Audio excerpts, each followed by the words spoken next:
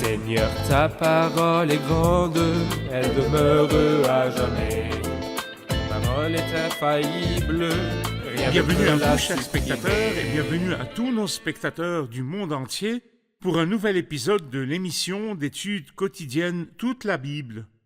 On en est dans notre étude à la première épître aux Thessaloniciens, chapitre 4, verset 13. Le sujet d'aujourd'hui est très important, mais on se limitera au verset 13 du chapitre 4. J'aimerais vous rappeler que dans l'épisode passé, on avait étudié les versets de 9 à 12 sur l'amour fraternel, mais aussi savoir gérer nos propres affaires au calme comme témoignage pour ceux du dehors. Mais le sujet d'aujourd'hui est très important pour tous les gens, même s'il ne les concerne pas tous. Mais il préoccupe l'humanité puisque tout le monde se pose la question: qu'est-ce que le jugement dernier ou le jour de résurrection? Et quelle résurrection? Y a-t-il ce qu'on appelle le jour du jugement? Y a-t-il une résurrection générale pour tout le monde? Y a-t-il ce qu'on appelle la fin des temps? Y a-t-il ce que la Bible appelle l'enlèvement ou l'avènement du Seigneur? Qu'arrivera-t-il? Beaucoup disent que le Seigneur Jésus-Christ revient bientôt. Quand reviendra-t-il et comment exactement? Et qu'adviendra-t-il de ceux qui se sont déjà endormis, morts ou ensevelis? Qu'arrivera-t-il bientôt? C'est le sujet d'aujourd'hui. L'enlèvement, l'avènement, la résurrection des morts, avec les serviteurs du Seigneur, nos chers frères Fayez Fouad et Elia Kirilos. Soyez les bienvenus. Merci. Bienvenue aussi à notre cher public, bienvenue à vous tous. Chers spectateurs, prière d'ouvrir votre Bible à 1 Thessaloniciens, chapitre 4, verset 13, et de rassembler votre famille pour suivre ensemble cette étude. Quelques instants et on commence. Le Seigneur soit avec vous.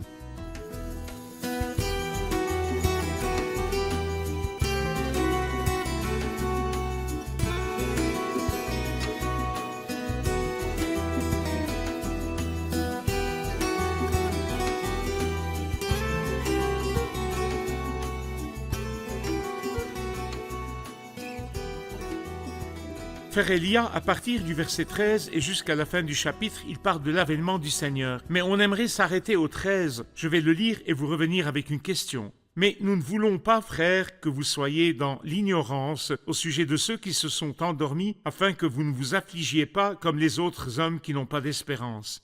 Ce verset parle de ceux qui se sont endormis et dont la Bible dit qu'ils seront ressuscités. Mais ma question, avant d'expliquer les deux termes endormis et ressuscités, puis quand ressusciteront-ils? Y a-t-il ce que les gens appellent jour du jugement ou résurrection générale pour tous les hommes? Plusieurs, même dans les communautés chrétiennes, pensent qu'il y a un jour de jugement, le jour dernier où tous les défunts seront ressuscités et jugés, et Dieu mettra fin au monde, et tout cela ne lui prendra que 5 minutes. Certes, c'est une belle idée pour nous autres, mais si je revenais à la vérité biblique, il n'y a rien de tel. Il n'y a pas ce qu'on appelle jour du jugement et une seule résurrection pour tous.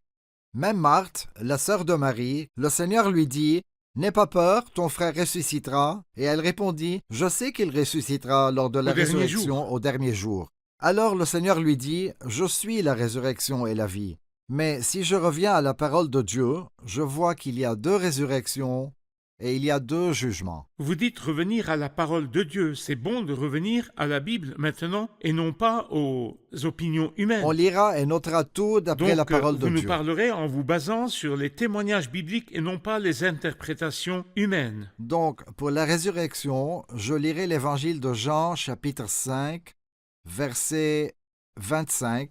Le Seigneur parle d'abord de résurrection morale et spirituelle pour ceux qui sont morts dans leurs offenses et péchés, disant « L'heure vient où les morts entendront la voix du Fils de Dieu, et ceux qui l'auront entendu vivront. » C'est la résurrection morale de ceux qui entendent Christ et obtiennent la vie éternelle. Mais notre sujet traite de la résurrection des morts, ou plus correctement, résurrection d'entre les morts.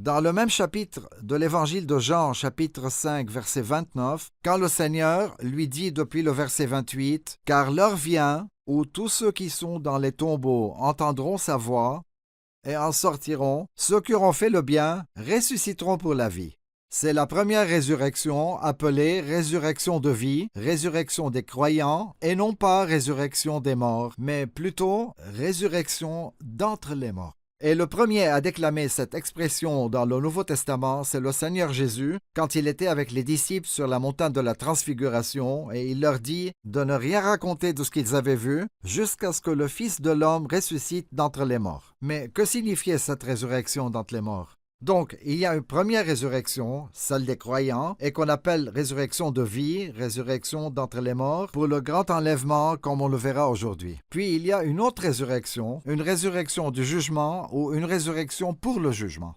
Cette résurrection aura lieu 1007 ans après l'enlèvement de l'Église, quand les morts ressusciteront pour être jugés devant le grand trône blanc. Ce sont les méchants, car les justes, Les morts méchants. les croyants qui se sont endormis, ont déjà ressuscité quand Christ est venu les enlever. Exact. Après l'enlèvement, viendront 7 années de grande tribulation, puis viendra le royaume millénaire pour 1000 ans littéralement, et donc après 1007 ans environ, il y aura une autre résurrection pour les méchants pécheurs, dont l'Apocalypse, au chapitre 20, verset 12, dit « Je vis les morts, les grands et les petits, debout devant le trône. » Il y a 2 résurrections, la résurrection de vie pour les croyants, résurrection d'entre les morts, selon Jean 5, 29, et la résurrection des pécheurs pour le jugement, selon l'Apocalypse 20 à partir du verset 11. En fait, il y a aussi 2 jugements pour les pécheurs. Pourquoi 2 jugements?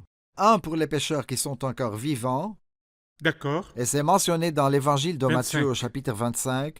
Lorsque le Fils de l'homme viendra dans sa gloire, il s'assiera sur son trône de gloire. Il mettra les brebis à sa droite et les boucs à sa gauche, etc. Donc il y aura une tribulation appelée jugement des vivants, puis le jugement des morts, des pécheurs qui sont morts dont on vient de parler devant le grand trône blanc. En résumé, il n'y a rien qui s'appelle jour du jugement ou une seule résurrection et un seul jugement pour tous, et Dieu en finira une fois pour toutes. Mais il y a l'enlèvement, 2 résurrections et 2 jugements.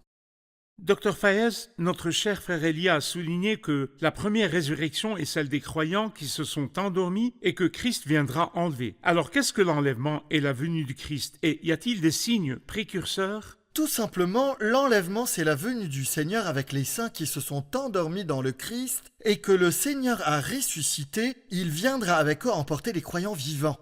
Et ce sera soudain et par surprise, sans signe précurseur. L'apôtre Paul, durant sa vie terrestre, s'attendait à cet enlèvement à tout moment. Mais avant de rentrer dans les détails, j'aimerais dire quelque chose sur l'enlèvement. Ce terme « enlèvement » en tant que tel ne figure pas dans ce paragraphe.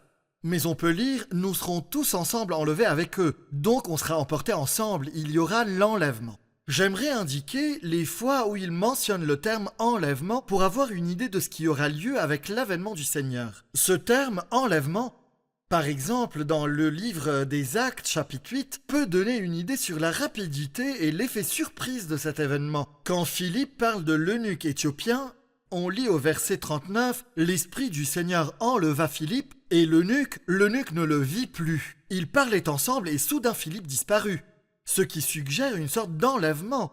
Donc un événement a eu lieu, c'est brutal et rapide, quelqu'un disparaît.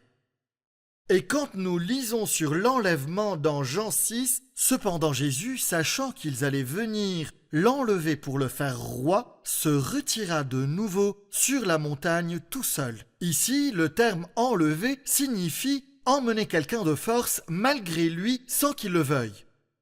Le terme revient pour la 3e fois dans Acte 23 durant une violente dissension à Jérusalem. Le commandant ayant su qu'ils allaient écarteler Paul à mort, ordonna à ses soldats d'enlever ce dernier de force. Donc, c'est un enlèvement. Ici, l'enlèvement veut dire sauver du danger imminent. Mais dans 2 Corinthiens, chapitre 12, l'enlèvement veut dire déménager dans un très bel endroit. Je connais un homme en Christ qui, il y a 14 ans, a été enlevé jusqu'au 3e ciel. Et qui voyons-nous alors? Que l'enlèvement signifie sauver de force en déployant la force, et l'enlèvement, c'est un événement rapide qui arrive rapidement, brutal, et l'enlèvement veut aussi dire un passage vers un très très bel endroit, et aussi, l'enlèvement signifie sauver du danger imminent. Donc si on prend ces phrases et on les applique à la venue du Seigneur, l'enlèvement signifierait le C'est déploiement vrai. de la force de Dieu, et ce, selon Philippiens 3, 21, par le pouvoir qu'il a de tout soumettre à son Toutes choses. autorité. C'est le déploiement de la force de Dieu pour sauver du danger, et le danger, c'est le jugement à venir. La La colère, colère à à venir. venir. Et aussi, partir vers un très bel endroit, on n'ira pas au paradis, mais à la maison du Père. Le quatrième point, c'est que tout cela aura lieu rapidement et brutalement. Sans préavis, un groupe de croyants disparaîtra et le monde ne saura même pas où ils sont partis. Tout cela aura lieu dans l'enlèvement, Oui. qui est la venue du Seigneur. Mais y a-t-il des signes? Car plusieurs disent que oui, les signes de la fin des temps ou le jour dernier, l'avènement du Seigneur, a-t-il des signes?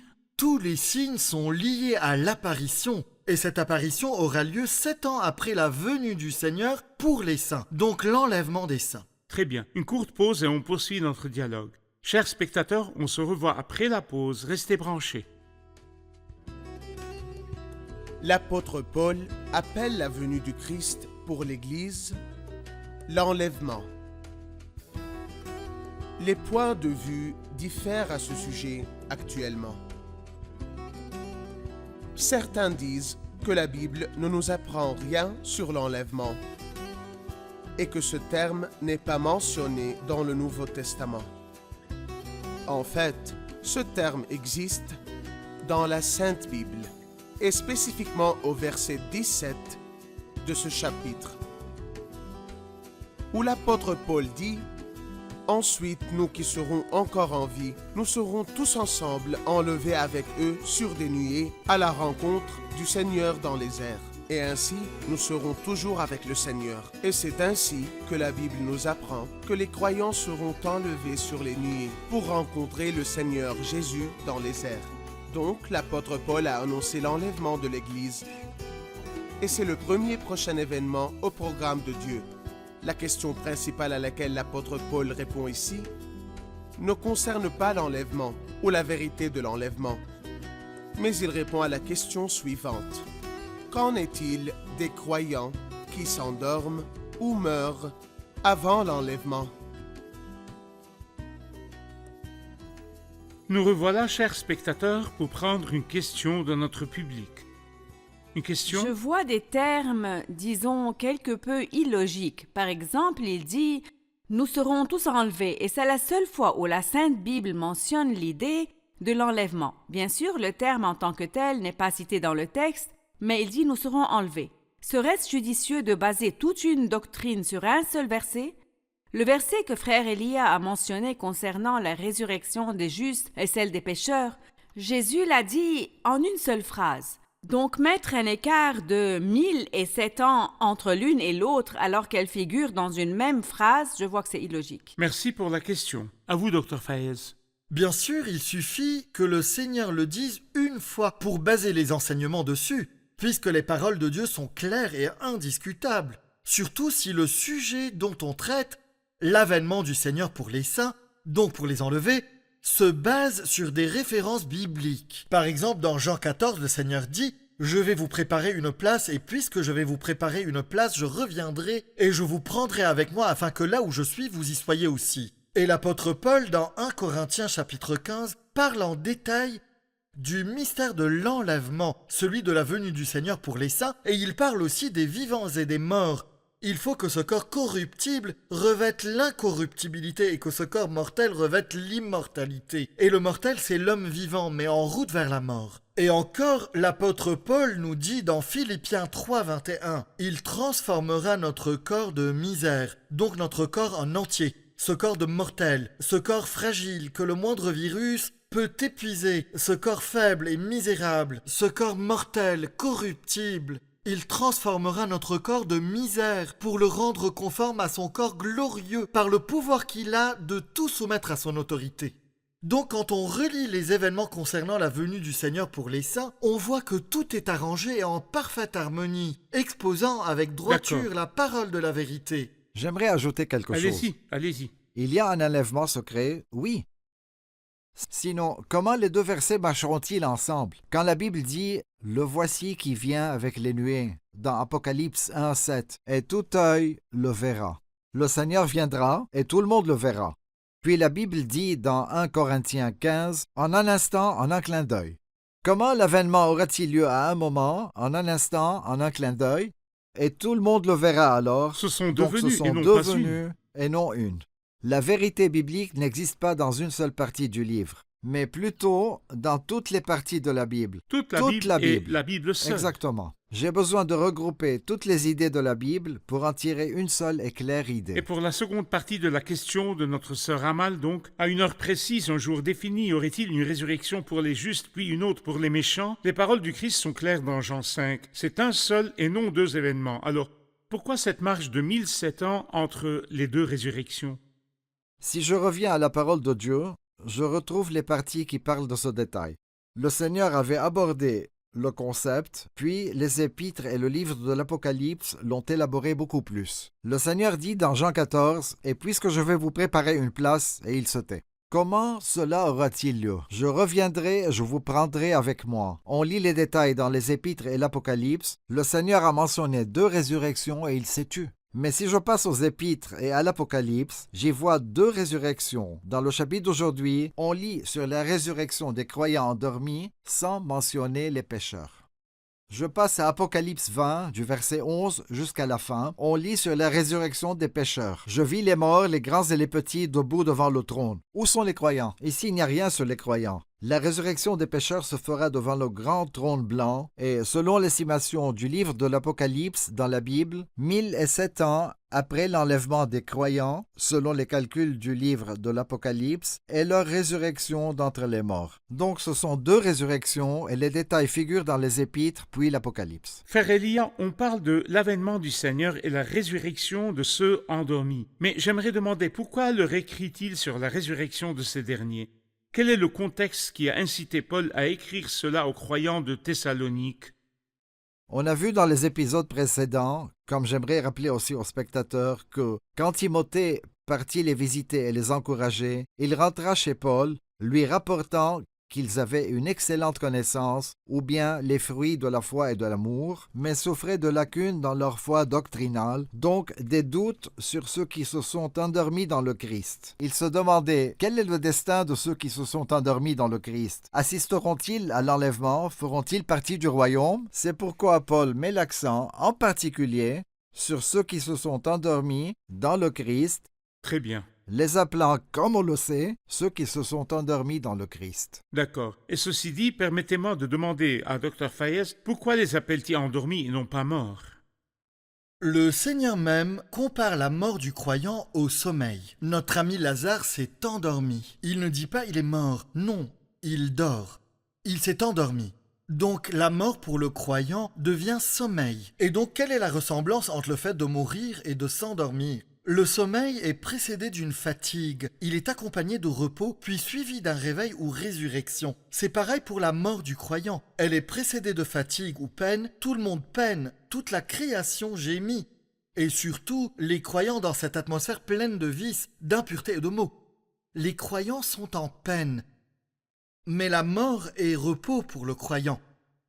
Surtout que ce n'est plus une mort. Même quand je marche dans la sombre vallée de la mort, je ne redoute aucun mal, car tu es avec moi. Le Seigneur a fait de la mort un ennemi vaincu, et la mort pour le croyant est un gain. Et pour le croyant, la mort est simplement un changement de demeure. Donc, la mort n'est pas un problème, car pour le croyant, c'est un repos.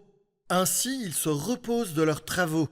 Ésaïe 57 parle de la mort comme repos. Le dernier verset de Daniel 12 dit « Marche vers ta fin, tu te reposeras ». Mais l'histoire ne se termine pas par l'endormissement. Le sommeil est suivi du réveil, la résurrection. On sait que le croyant s'endort. Et ici, c'est son corps qui s'endort, sans l'âme, puisque l'âme et l'esprit ne s'endorment pas. Car au même moment, l'âme et l'esprit se séparent du corps. Jésus a dit « Aujourd'hui, tu seras avec moi dans le paradis ». Lazare ferma les yeux pour les rouvrir au paradis, jouissant de la vue du Christ. Donc l'endormissement concerne le corps, mais l'âme et l'esprit ne s'endorment pas. Tandis que le corps qui s'est endormi se réveillera de nouveau. Il y a une résurrection, quand le Seigneur rassemblera les parties du corps décomposé, et l'âme et l'esprit revêtiront le corps, mais cette fois un corps glorifié, et le Seigneur ressuscitera les morts qui se sont endormis. Très bien. Frère Elia, vous avez sûrement entendu ou vu des cas sur leur lit de mort. Croyants ou non-croyants, est-ce que tous sont égaux en ce moment face à la mort? Absolument pas, ni pratiquement, ni bibliquement.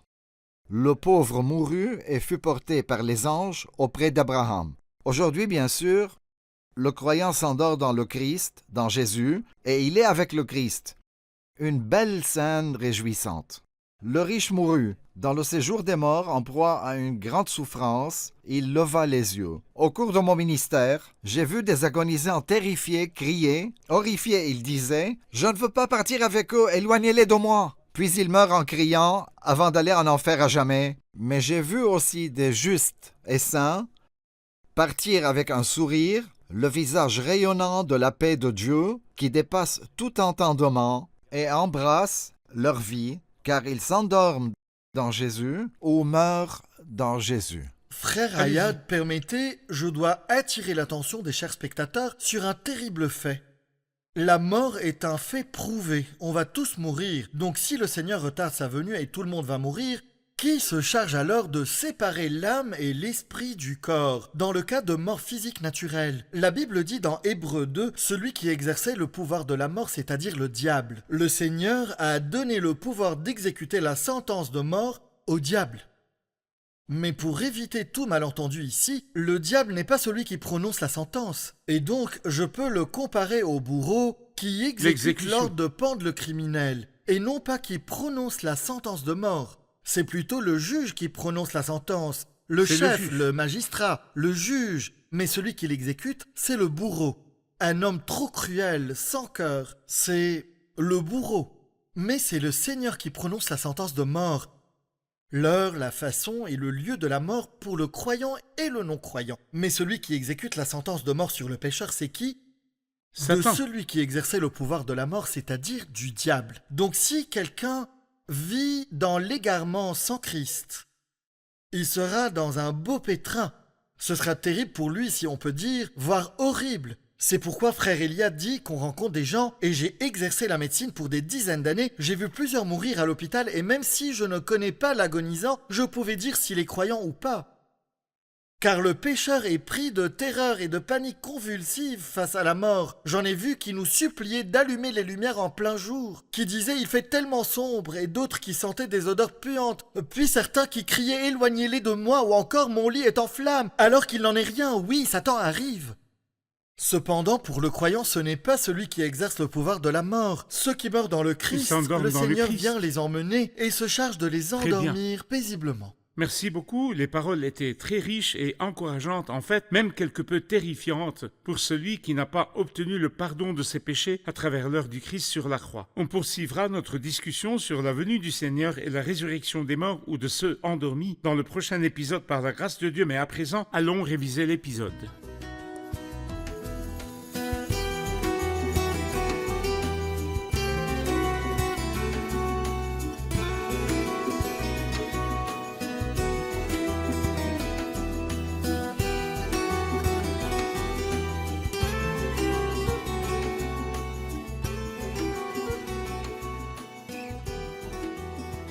Bien sûr, le sujet d'aujourd'hui est très encourageant, mais aussi terrifiant pour quiconque n'a pas encore réglé sa situation.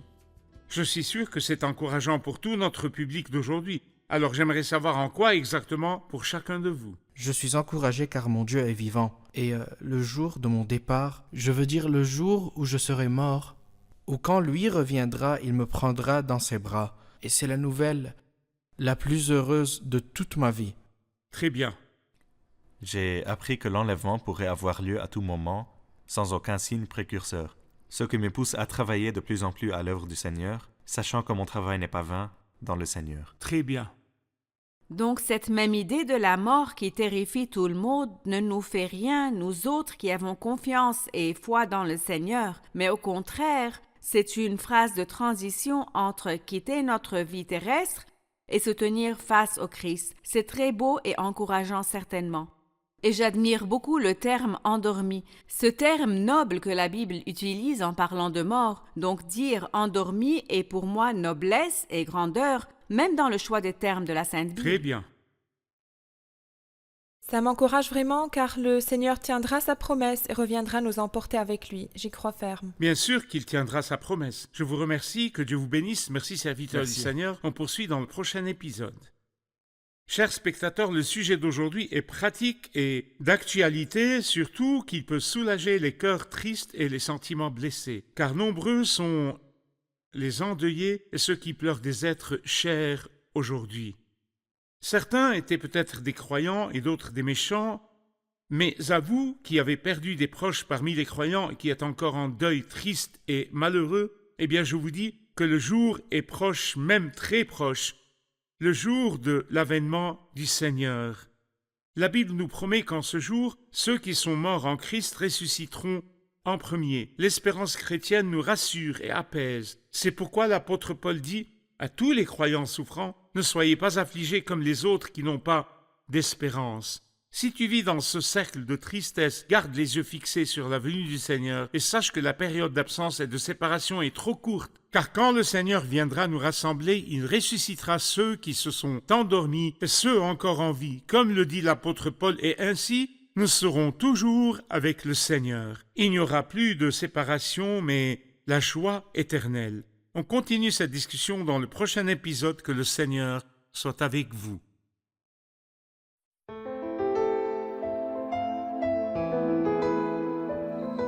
Seigneur, ta parole est grande, elle demeure à jamais.